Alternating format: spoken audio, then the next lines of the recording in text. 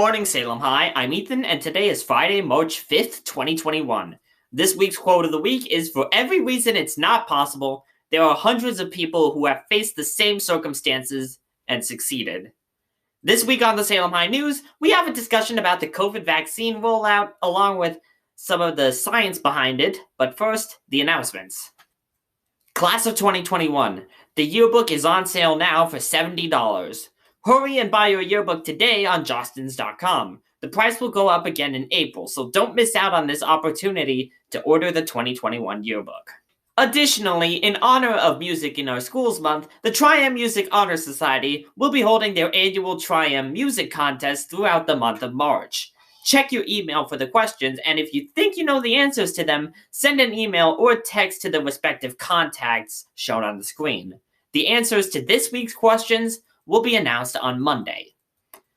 Finally, starting on Thursday, March 11th, teachers are to become eligible for applying for the COVID vaccine. But how do you apply to get it? What are the differences between the three vaccines currently available?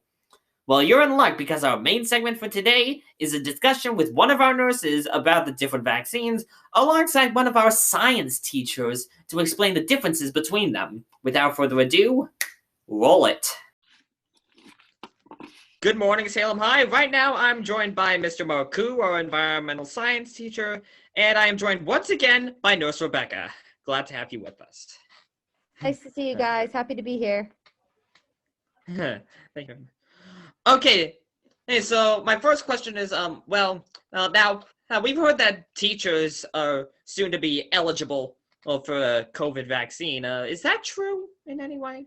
Yes. So federally, they're available now. So I believe Walgreens and CVS, as a teacher, you could sign up today. It is a little tough finding appointments, but definitely doable. I think you have to be like on your phone, refreshing all the time. And then statewide, vaccines will be, I believe you can start to sign up. You're eligible to start signing up a week from today. So March 11th, teachers can sign up and look for appointments at all of the statewide locations. Yeah, I booked my appointment this morning. I've got my first shot on Saturday.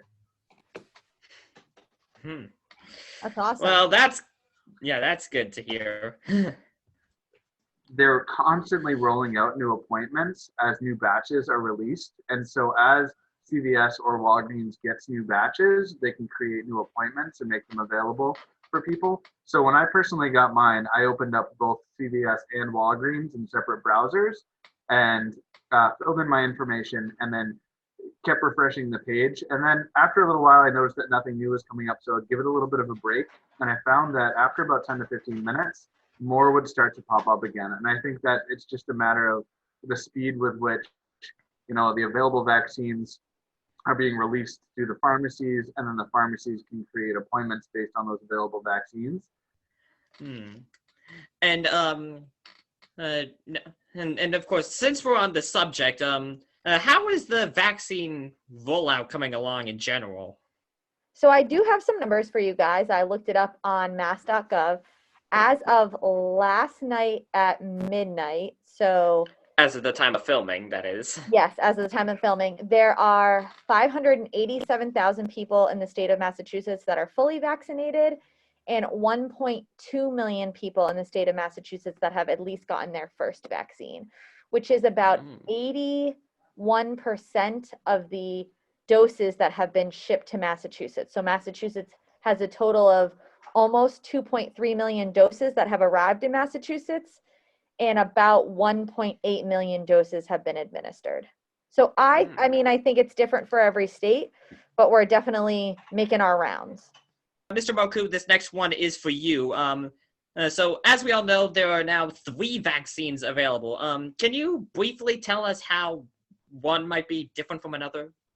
Sure. So the main one that's going to be different is going to be the newest vaccine, which is from Johnson & Johnson, as compared to the ones that have been more frequently in use, which is from Moderna and Pfizer.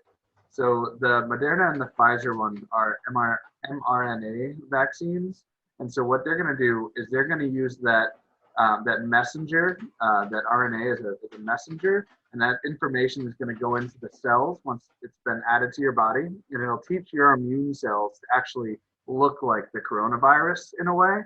And that will allow your body to start to recognize that something is there that shouldn't be and that it should start to attack that something.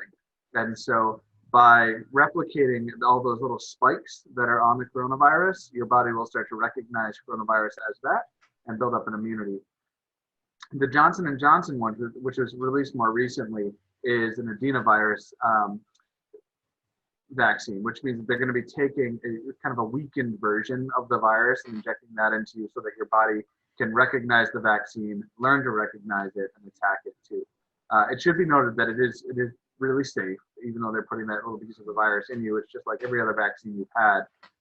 Many of those are adenovirus vaccines.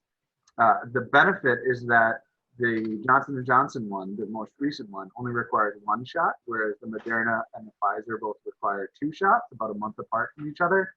But all 3 of them have shown to offer really good protection against the virus and at the very least help protect people from some of the worst cases that could cause real physical harm. Okay.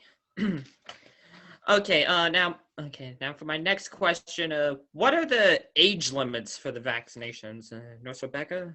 So both the Johnson & Johnson, the newest one, and Moderna are for 18 and older, but the Pfizer vaccine is for 16 and older. So right now, we have availability for folks who are 65 or older or under 65 with 2 comorbidities. So if you are 16 and older and you have 2 of the comorbidities that you can find listed on mass.gov, which include several diagnoses, you could qualify for the vaccine. And of course, you'd want to double check that with your primary care provider or your pediatrician. Now, next up, are these vaccines safe, and should everyone who is eligible get one? I mean, these are just your opinions. So again, I would say that if you have any questions or concerns, you should reach out to your medical provider. But all 3 vaccines have been given emergency FDA use, approved by the FDA for emergency use so that we can get them out to everybody. So usually the FDA, which is the Food and Drug Administration, takes a very long time to approve vaccines and new medications and things like that.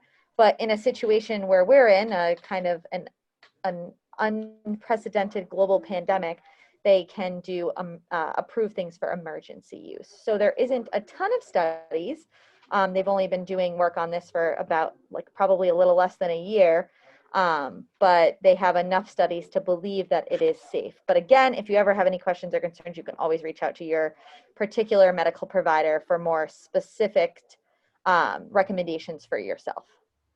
Another note on that one too is just in terms of how diseases move and change over time. So one of the big concerns now are the variants of the COVID-19 pandemic or virus. So as that virus spreads, it can start to become differently adapted to different conditions, right? And so the more people that are vaccinated or become immune to the virus will slow those variants from being able to form, right? So the variants are another potential danger in the future, and so we want to make sure that we're getting ahead of those variants so there isn't much time or opportunity for them to generate. Let's say in August, how different will life be by that point when just about everyone who wants a vaccine would probably have gotten one? So I think we kind of have to wait and see. So right now, Kate and I, the other nurse, we're talking about the guidance from the CDC. So right now, the CDC is saying if you're fully vaccinated, 2 weeks after you're fully vaccinated for 3 months, you do not need to quarantine if you're a close contact to a positive case, which is something that we're all doing right now. But they're saying they're only giving us that 3-month buffer right now because I think they want to do more studies. So I would love to say, and I'm going to hope for the best, that come August, we will be able to see some friends and family safely. But I would also make a good guess that we'll probably still be in masks.